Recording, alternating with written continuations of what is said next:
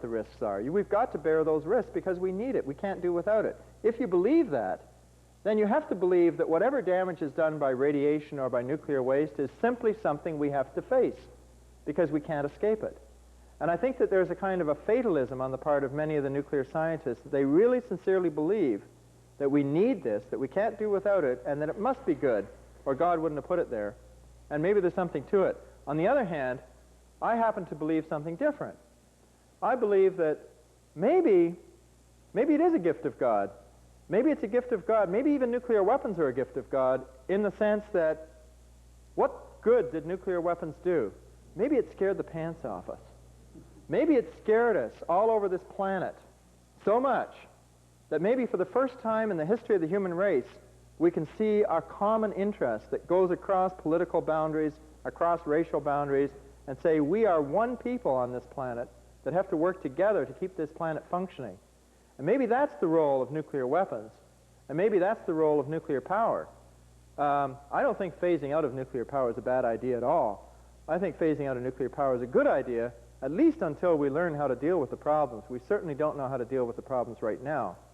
Now, Ontario Hydro has made, I'll tell you something, I talked to Jean Chrétien when Jean Chrétien was energy minister. I've talked to all the energy ministers that we've had since Alistair Gillespie, since I got dragged into this ridiculous issue some 15 years ago.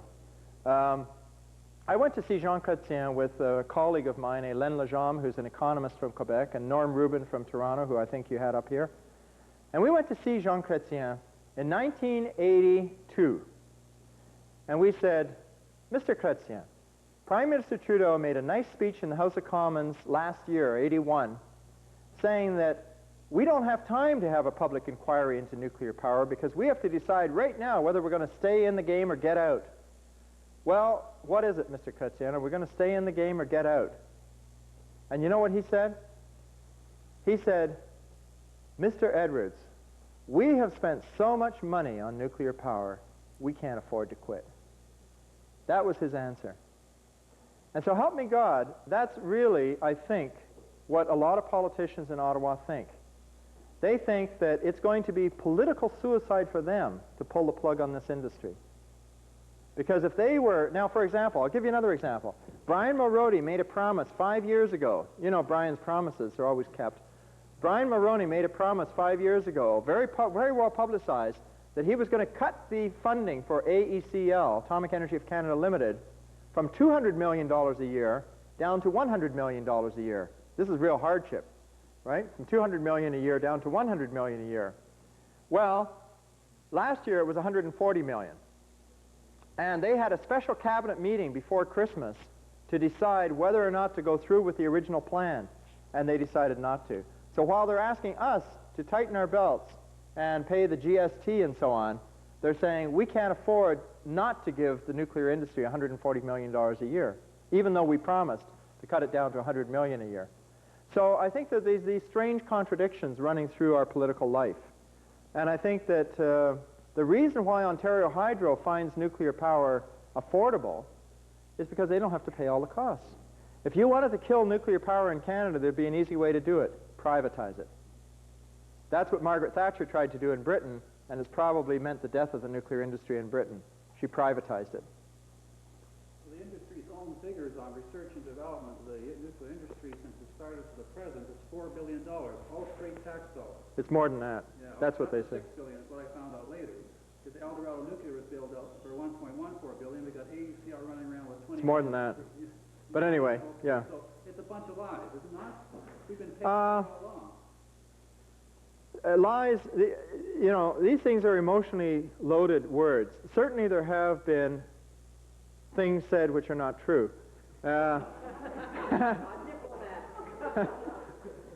don't like to call people liars. I think that sometimes lies come in many sizes and shapes. I think sometimes people think that, for example, suppose I believed, as I think some of my colleagues in the nuclear industry might believe, that nuclear power was really necessary, and that if we did the best we could to do with the waste, then that was the best we could be expected to do, and that should be good enough.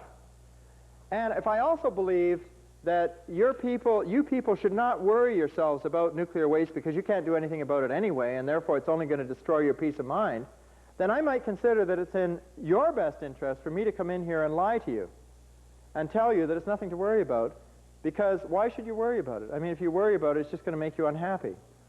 So, I mean, you can talk yourself into thinking that it's the right thing to do, to tell people untruths, you know? I'm not like that. I think that people have to be treated like adults, and they have to be told the truth, and they have to make up their own mind on the basis of that. I think that in Canada, we really have a situation. It's not only Canada, it's in other countries too. We have a situation where there are a lot of strange things done because nobody knows what else to do. I think in Sweden set a very good example. You know Sweden is phasing out of nuclear power. They made a conscious decision to phase out of nuclear power. And it was not an easy thing to do. But they did do it, and they're sticking to it. Now, how did they do that? Well, the way they did it was they had a public inquiry into nuclear power. They even took a year, and they had public education throughout the country. They paid money to communities to hold workshops of their own designing on nuclear power issues all across Sweden. And then they eventually had a referendum on the subject. And the population decided, and by the way, the referendum came right after 3 Mile Island. and at that point in time, you know what the 3 options that people had to vote upon? I'll tell you what the 3 options were in the referendum. The 3 options were: option 1, to shut down all nuclear plants tomorrow and not let any of them to continue to operate. Option 2, not to build any more, but to let the ones that were operating continue to run until they outlive their useful lifetime, and to stop immediately building the ones that are already under construction. And number 3, to finish building the ones that are under construction, but to build no more and to phase out by the year 2000 something or other. I forget the exact year. So those were the 3 options. In other words, there wasn't even an option on the ballot to continue. It was just a question of how fast should we phase out. And people actually went for option 3, which the government put forward in order to prevent an immediate shutdown, which is what a lot of pressure was being applied for. In Canada, I think we are at a severe disadvantage because our government has never seen fit to have a public inquiry into nuclear power, has never seen fit to have an open process. We've never had a debate in Parliament as to whether or not this country should actually be committed to nuclear power. There's never been, in the whole history of Canada, there has never been a public debate in the House of Commons on this subject. The only thing there has been is individual bills to give this much appropriation to the Atomic Energy Control Board or that much appropriation to AECL or so on. But there's never been a discussion as to whether we want to be committed to this industry or not. When I talked to Mark Lalonde when he was energy minister, I said, Mr. Lalonde, I really must speak to you because I have a mandate from people across Canada to discuss with you the advantages of having a public inquiry into nuclear power. And he phoned me back. I was just about shocked when I picked up the phone, and it was Mark Lalonde on the phone, not even his secretary. And he told me on the phone, quote, "I'm sorry, Mr. Edwards, but I really don't have time to deal with nuclear power. I'm too busy dealing with oil and gas," unquote. And you know, this is in fact true. The energy ministers in Canada successively have not had time to deal with nuclear power. They've been too busy dealing with oil and gas. And the reason is they know that nuclear power is not that important compared with oil and gas as an energy source. So oil and gas takes up all their time. So what happens with nuclear power? They basically let the nuclear industry run itself. And there is not a very high degree of accountability.